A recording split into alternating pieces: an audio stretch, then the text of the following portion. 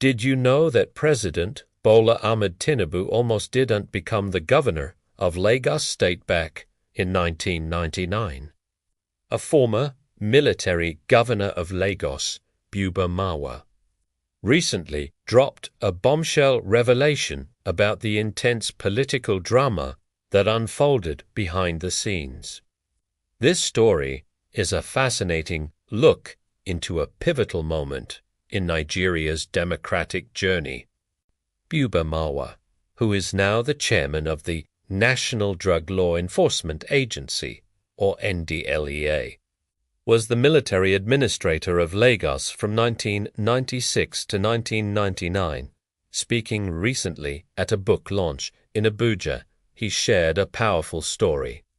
He explained that despite being a military man himself, the people of Lagos embraced his leadership. They supported his administration even while they were fighting against military rule in general. This trust from the residents of Lagos really meant a lot to him.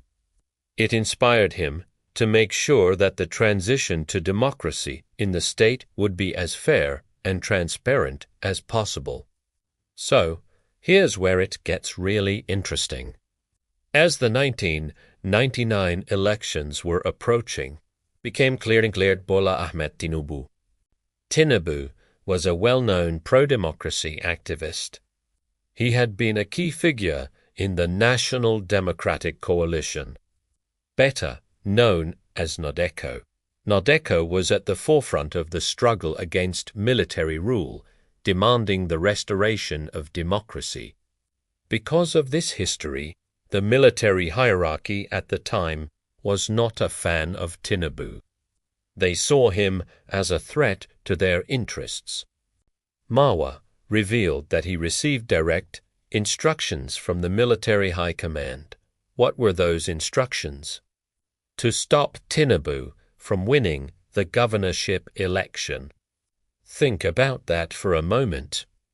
The powers that be wanted him to interfere in the democratic process to prevent a popular candidate who had fought for democracy from taking office. Marwa was in a tough spot.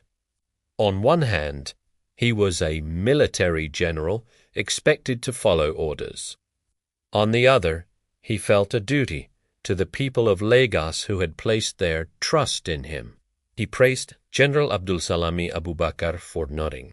But the pressure from the rest of the military leadership was very real. So, what did Marwa do? He made a choice that would shape the future of Lagos and, arguably, the entire country. He decided to defy the orders. He chose to oversee a free, fair, and credible election. He was determined to let the will of the people prevail. He ensured that the process was transparent and that the most popular candidate would emerge as the winner. And that candidate was, of course, Bola Tinubu. As Marwa put it, "The rest today is history. Tinubu won the election under the Alliance for Democracy Party and went on to serve 2 terms as the governor of Lagos, laying the groundwork for what the state has become today." This story really highlights the personal risks and difficult decisions that were made during Nigeria's transition from military rule to democracy. It wasn't a simple or straightforward process. Marwa's decision was a courageous one. He stood up for democratic principles even when it meant going against his superiors.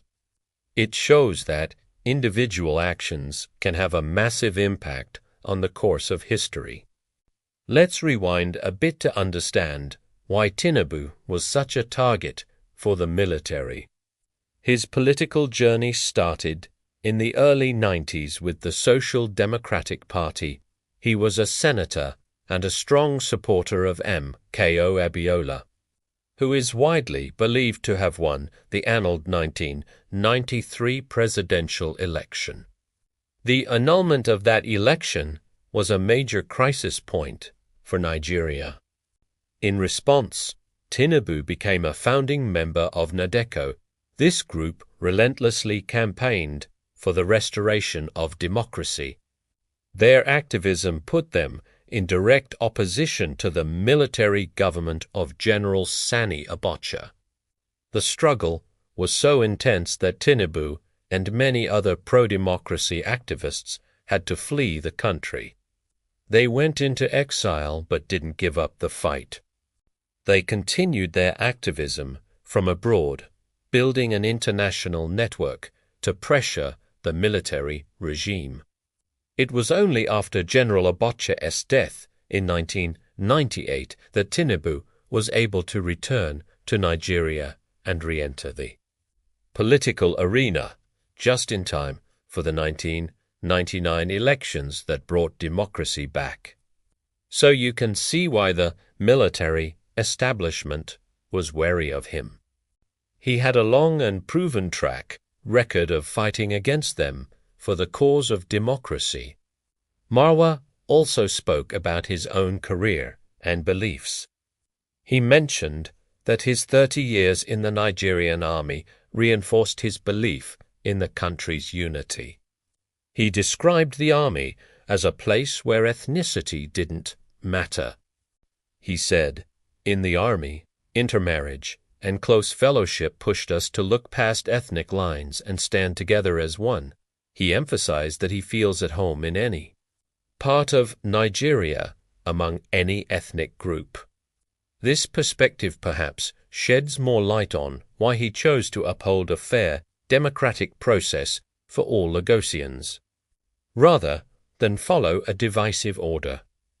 This whole episode is a powerful reminder of the fragility of democracy and the courage it takes to defend it. It's a story of principles over power, of public trust over personal orders. Buba Marwa's revelation gives us a new appreciation for the complex events that led to the Fourth Republic. It's not just about dates and names in a history book. It's about real people making high-stakes decisions that still affect us all today. The fact that he chose to share this story now adds another layer to the political landscape, offering a glimpse into the alliances and tensions that have shaped Nigerian politics for decades. What do you think about this revelation? Does it change your perspective on that period of Nigerian history? It's a testament to how far the country has come and a reminder of the battles fought to get here. It shows that even within a rigid system like the military, individuals can make choices that champion the will of the people. This is a crucial piece of our political history that deserves to be remembered and discussed. Thanks so much for watching. If you found this story as fascinating as I did, please hit that like button. And don't forget to subscribe to the channel for more deep dives into the stories that shape our world. Drop a comment below with your thoughts. See you in the next video.